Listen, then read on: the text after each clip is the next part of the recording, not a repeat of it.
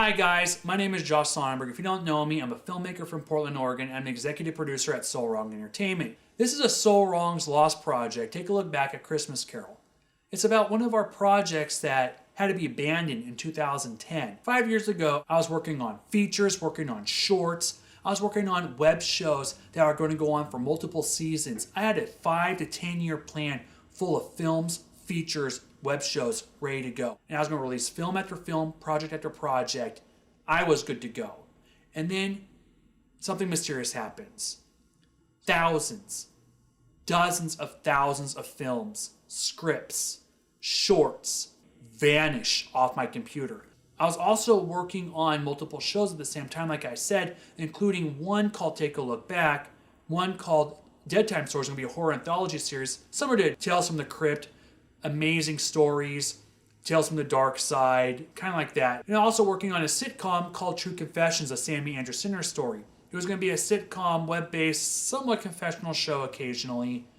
And that was mapped out almost for full 2 seasons.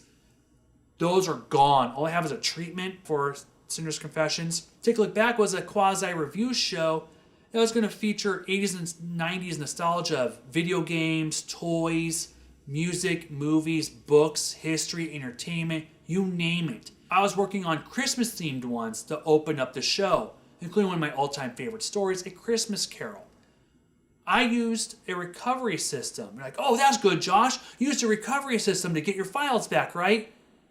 Yeah, I only got 2% back, if that, of my files. I called Apple originally, what's going on here? And they said it happens. I'm like, it happens? No virus on my computer. To our knowledge, no one hacked into my system. There was no traces of these files were even there.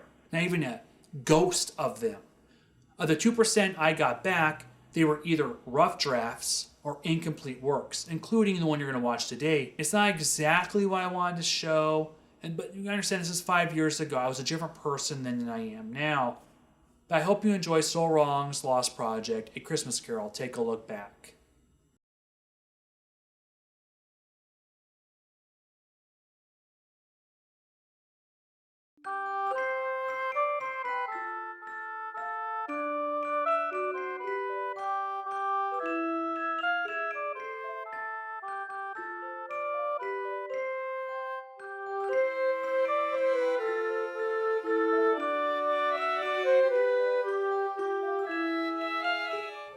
I love this time of year. It's the year where we hang up our tree, or plant it in the ground as it may. We plug in our lights. And it's that special time of year for stories. I'm a director, I'm a writer, and I'm a filmmaker, and I love stories. But there are so many good ones to choose from at this time of year. It's a Wonderful Life, A Christmas Story, Gremlins. Jesus, Frank, that's Dave Myers. He does Santa every year.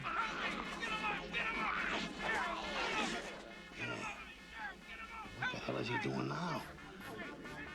What's that stuff he's got all over him? Huh? But my personal favorite is A Christmas Carol. Come and know it better, man!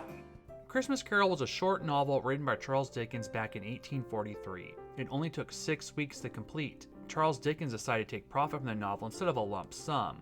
The amounts were about $80,000 in today's money versus only $19,000. So he really didn't earn much money from it. It was a huge success in Europe, although it didn't become popular in America until way after the Civil War. Marley was dead to begin with. That is how A Christmas Carol starts. It begins right in your face. If you're one of the few in the audience that haven't read or seen A Christmas Carol, I'll do my best to summarize it for you. A Christmas Carol is a story about a man named Ebenezer Scrooge. He's extremely wealthy, and he's a greedy, cold-hearted son of a bitch. The reason why? Because of his past. Scrooge has daddy issues. Just like Dickens, who wrote this portion of A Christmas Carol, slightly based on his own father's relationship, Ebenezer Scrooge was pretty much left behind from the family. Scrooge never witnessed the spirit of Christmas, or even what it was like. Ebenezer has a worker named Bob Cratchit. Okay, he might as well be an indentured servant. Bob has a large family. In Bob's family, there is one child named Tiny Tim that is crippled. Scrooge has a loving nephew that tries to get him to come over every year for a Christmas feast. Just like the previous year, and the one before that, and the one before that, Scrooge not so kindly declines his invitation. On this very special Christmas Eve, Scrooge's ex-business partner, who has been dead for many, many years, visits Scrooge. Marley warned Scrooge that his mistreatment of others has consequences, and if he doesn't change for the better, chains of grief will bound him in the afterlife. The chains are forged in life by what you do. Marley also has a second warning for Scrooge. 3 ghosts will visit Scrooge throughout the night. The first ghost is the ghost of Christmas past. This spirit shows Scrooge his past through his young childhood to young adult. Ebenezer is forced to relook at painful memories and past mistakes. The next ghost is the ghost of Christmas present. This ghost is jolly and full of Christmas spirit. Scrooge is shown what transpires at his nephew's Christmas party and also sees Bob's family, including a very weak Tiny Tim. The next ghost that visits Scrooge is the thing that all men fear, the future. The ghost of Christmas not yet to come, or just the ghost of Christmas future, shows Scrooge the unkindness that he himself has shown to others. This is illustrated by witnessing the reactions to a nameless death. Nameless at first, at least. People are making merry about this unnamed person's death. They make jokes. The ghost also reveals Tiny Tim's sad fate. He too has died. Scrooge demands to know who was the body that made so many people happy. The big reveal? Spoilers ahead. It is Scrooge. Scrooge promises to change his ways if the spirits give him another chance. And he does. And that is your summary. Besides Shakespeare, it's one of the most adaptable literatures in history. There's so many versions of it, from plays, to radio broadcasts, to television shows, to yes, even movies. The earliest surviving film adaptation of A Christmas Carol is Scrooge or Marley's Ghost, seen above. It's 1901. It was shot on 35mm film and it's black and white. This is the earliest surviving silent film of A Christmas Carol. Only 5.5 minutes survive of this film. Most of the film is lost in time. Scrooge or Marley's Ghost is short, incomplete, and a little crude. Still, look at it. It looks fantastic for 1901. Remember, they were still experimenting with film techniques. They didn't have the special effects as we do now. But the special effects for 1901 is fantastic. Just look at the ghost. Now that's spooktacular. The film is broken up, but hey, I don't mind. Once again, only 5.5 minutes survive today. One of the first talkies of A Christmas Carol was a piece called Scrooge back in 1935. It's notorious among fans and critics for the lack of ghosts visually seen on the screen. There are no miracles without the ghost. Surprisingly, not the strangest thing I've ever said today. And just to clarify, there are ghosts in the film, but you can't see some of them. They're invisible, like the Invisible Man. Look well, Ebenezer Scrooge, for only you can see me. With so many versions out there, it seems like everyone's taking a turn with A Christmas Carol. It must feel really dirty by now. That's right, A Christmas Carol's a whore. It's a whore. But, you know, that's what I like about it. It's its special horribility. And no amount of showers is ever going to clean you, Mr. Dickens. You know what? But seriously, Charles Dickens wrote a masterpiece, and I love it. But there's so many versions, so how do you choose which is the best version? From movies to television. Yeah, TV writers have been milking that goat for years. Reform, Ebenezer Urkel. You have alienated everyone who loved you. Did I do that? Report, Mr. Solo. Captain, there appears to be some sort of spirit from an Earth holiday past. Mr. Scott, fire photon torpedoes. It's no use, Captain. He's showing visions of me future. God, I'm so fat. I said fire. That last one looked kind of good. Okay, there is a Magoo Christmas Carol, a Jetsons, a Flintstones, a Bugs Bunny. Even the real Ghostbusters, the cartoon, had one where they caught the 3 ghosts of the book. Don't just stand there, man. Do something. You think nobody's ever heard of the word please? Young says no! You do him far more disservice than us!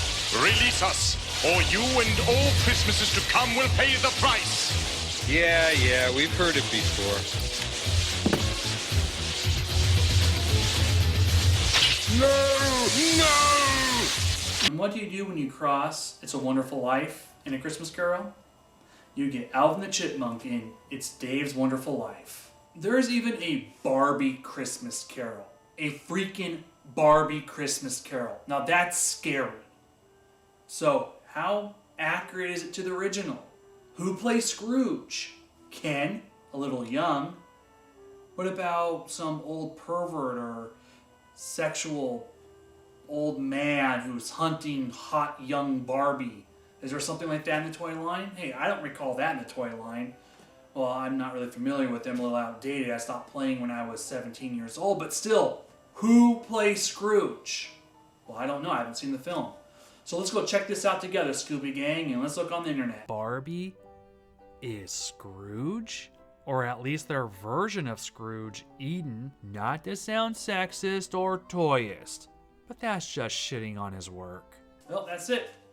This is going back to Netflix. Sounds like a good movie too. Even the 2009 film Ghost of Girlfriend's Past is just a repackaged version of A Christmas Carol for a modern audience. Dickens' novel is everywhere. It's even on the internet. A certain video game nerd was once visited by the ghost of gaming's past. Look, Ghost, why do you come to me? Well, to take you back to the past. To play the shitty games that suck ass? No thanks. With so many adaptations, which is my favorite? When I was a kid, I loved Disney's Christmas Carol. No, not that one. Still, Jim Carrey was awesome, and it stayed pretty true to the novel. The animation was top-notch, even had some scary elements here and there. It's still not my favorite. But I'm talking about the one with the real Scrooge. Scrooge McDuck, that is. I loved this film as a child. I still do. Goofy as Marley? Classic. A Christmas Carol is a true classic. It has redefined Christmas and the holiday spirit time and time again. Each adaptation, good or bad, is just another slice of showing someone what the story is about.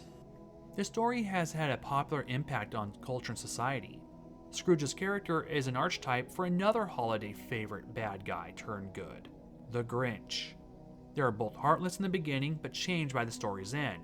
The characters have gone full circle. Scrooge is very much a Grinch, and the Grinch is very much a Scrooge.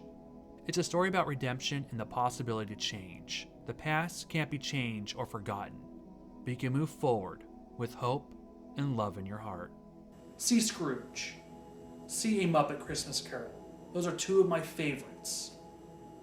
As a filmmaker, I'm hoping one day to make my own version of A Christmas Carol.